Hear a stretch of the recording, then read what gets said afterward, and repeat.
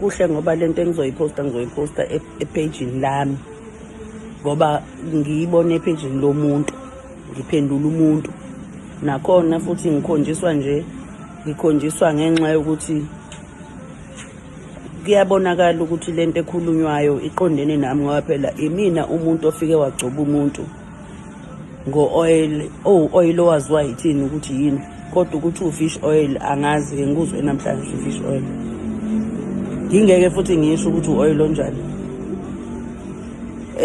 Kuyaye kube kuhle ukuthi umuntu uma edinga ukusiza uma efisa ukusiza asize ngendlela yakhe asize nje ngaleyo ndlela afuna ukusiza ngayo ebese ngabagxeki abanye abafike basiza ngendlela bebesiza ngayo. Kuyaye kube kuhle futhi ukuthi ube khona endaweni ngesikhathi kwenzeka isigameko ngoba esigamekweni uzofika ubone ukuthi kwenzakaleni. Kubi ukuthi ule la ukhona ebese ufika la uzokhuluma inoma yini. Kulungile-ke ngimgcobe nge-fish oil.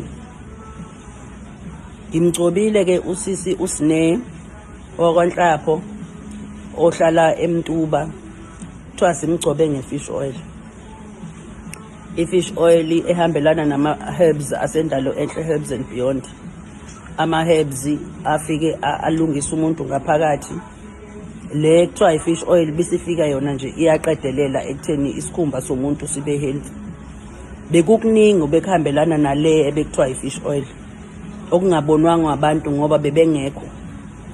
Isikhathi esiningi ngingathanda ukukhuluma ngoba ukukhuluma ukukhandela ukukhuluma kodwa angifuni umuntu ogudla iguma. Khuluma nami ufuna ukukhuluma nami ungaligudla iguma. Ngiyamcela-ke lowo omthandayo wena othe mina ngilapha abantu nge-fish oil. Abanye bathi ngeke ngilingene izulu, abanye basho lokhu abakushoyo, abanye bayasho. Ngicela nimlethe-ke lo enifuna ogula ngakini eduze kwenu, nimlethe nimgade masimelapha nendalo enhle Herbs and Beyond. Nimgade nisinike lo minimum 3 months esithi awusinike wona mangabe silapha umuntu. Nisinike wona ngoba akaze kusho thina ukuthi sewuyabonakala umehluko. Uma abantu bewubona umehluko kusho ukuthi abantu amehlo abo ane peace, amehlo abo ane positive energy, bayayibona into ezama ukwenzelwa uSne. Ngicela-ke nimlethe lo ogulayo otholwe nini, hayi uSne. Lethani ogula ngakini simlaphe, mletheni.